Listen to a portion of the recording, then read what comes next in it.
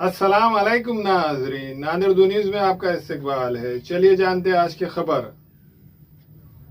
या संदर्भामध्ये मी काय कुठल्या प्रकारची जामीन घेणार नाही आणि मी जी काय सजा मिळेल ती भोगायला मी तयार आहे। खरं म्हणजे अतिशय दुर्दैवी अशी घटना आहे। माननीय न्यायालय या संदर्भामध्ये ठरवेल।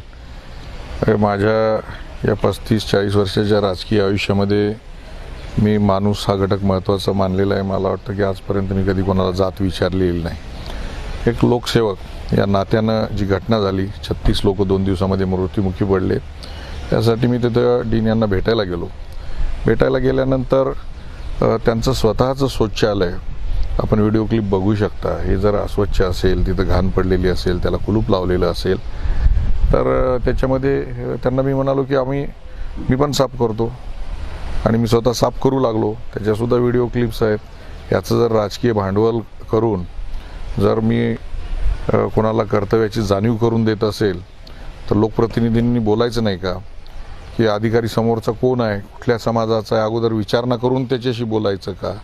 36 जर माणसं गोरगरिबांची, मजुरांची, शेतकऱ्यांची मृत्युमुखी पडत असेल तर त्यांची मी वाहवा तारीफ करायची का? चांगलं काम झालेलं आहे सत्कार करायचा का? तर जाब विचारणं जर गुन्हा असेल तर 100% गुन्हा दाखल केला आहे माझ्यावरती। न्यायालय जे काय याच्यावर कारवाई करेल ती मला मान्य आहे, परंतु या संदर्भामध्ये मी काय कुठल्या प्रकारची जामीन घेणार नाही आणि मी जी काय सजा मिळेल ती भोगायला मी तयार आहे। परंतु कारण करून जर एखाद्या लोकप्रतिनिधीवर अशा पद्धतीचे जर गुन्हे दाखल होत असतील तर मला वाटतं त्या नोकरशाही अतिशय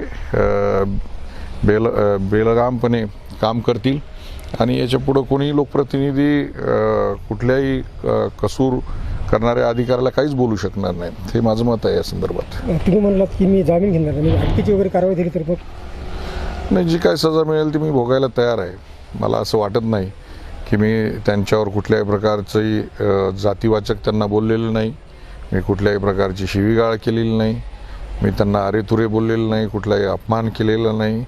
कालच माननीय देशाचे पंतप्रधानांनी स्वतः झाडू हातामध्ये घेतला, स्वच्छतेसाठी 1 तास पूर्ण देशभराने केला आणि अशा वेळेस मी जर सफाई त्यांच्या शौचालयाची करत असेल आणि गुन्हा दाखल होत असेल तर होऊ द्या, समाज ठरवेल काय करायचं।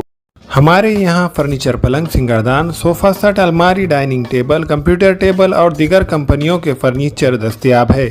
प्रोप्राइटर मौलाना मोहम्मद शबीर अहमद साहब, deluxe furniture mall and home appliances, fruit market के सामने, मालटेकरी रोड, कामठा, नांदेड़।